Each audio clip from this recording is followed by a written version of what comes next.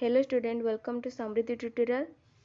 आज आम +2 second year arts economics सब्जेक्टर प्रथम पाठर एक लॉन्ग क्वेश्चन अर्थनीति कहले कौन बुझ और यार परिसर विषय वस्तु को वर्णना करवा। यार उत्तरटी हेब अर्थनीति एक सामाजिक विज्ञान जहाँकि समाज में बास करुवा प्रत्येक नागरिकर दैनंदिन जीवन सहित संपर्क रखि थाए।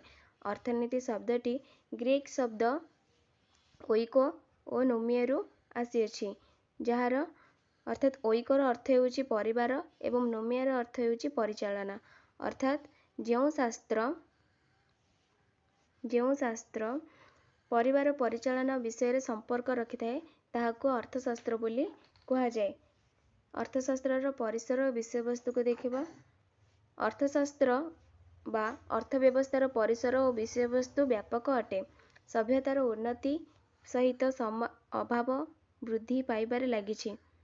जेतेबेले जनसंख्या कम थिला सेतेबेले उपभोग मध्य सीमित थिला, किंतु जनसंख्या वृद्धि संगकु उपभोग वृद्धि घटिछि।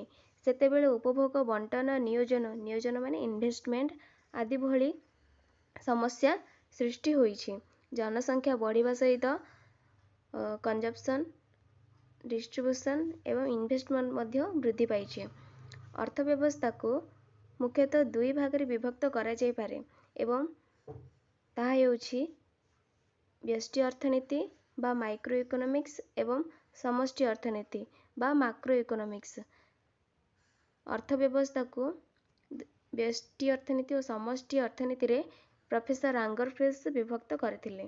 प्रथमे देखिबा व्यष्टि अर्थनीति। व्यष्टि अर्थनीति बा माइक्रो इकोनॉमिक्स शब्दटी ग्रीक शब्द माइक्रो माइक्रो रु आसीअछि, जार अर्थ क्षुद्र अटे। व्यष्टि अर्थनीति व्यक्तिगत कार्यावली को अध्ययन करिथाए। यह जड़े व्यक्ति गोटे प्रतिष्ठान उपरे आधारित। यह चाहिदा तत्व, उत्पादन तत्व, दर निर्धारण, आय निर्धारण इत्यादि अध्ययन करिथाए। एबे देखिबा समष्टि अर्थनीति। समष्टि अर्थनीति बा मैक्रो इकोनॉमिक्स शब्दटी ग्रीक शब्द मैक्रो रु आसीअछि, जार अर्थ हेउछि बृहत। समष्टि अर्थनीति सामूहिक अर्थव्यवस्था उपर आधारित, जहाँकि जातीय आय, वैदेशिक वाणिज्य, नियोजन, आय तत्व उपर आधारित। अर्थनीतिक व्यवस्था को मुख्यतः तीन भाग में विभक्त करा जाय पारे।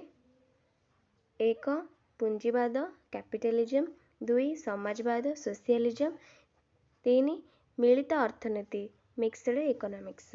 पुंजीवाद यही अर्थव्यवस्था क्षेत्र रे देशर अर्थव्यवस्था संपूर्ण रूपे व्यक्तिगत मालिकाना उपरे रही थाए, जेपरिक अमेरिका एक पुंजीवादी देश। समाजवाद जो अर्थव्यवस्था रे देशर अर्थव्यवस्था सरकारकर नियंत्रण धीन रही थाए ताहाको समाजवाद अर्थव्यवस्था कहा जाए, जेपरिक चाइना। मिलित अर्थनीति जो अर्थव्यवस्था रे देशर अर्थनीति उभय पुंजीवाद और समाजवाद अनुष्ठानर नियंत्रण रे रही थाए ताहाको मिलित अर्थव्यवस्था कहा जाए, जेपरिक आम भारत।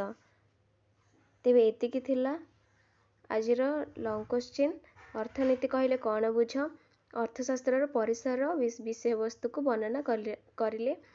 आशा करुछि आपण एहाको बुझी जाइथिबे। जदि कोनोसी डाउट रही थाए तेबे कमेंट माध्यम रे जणेबे। Thank you.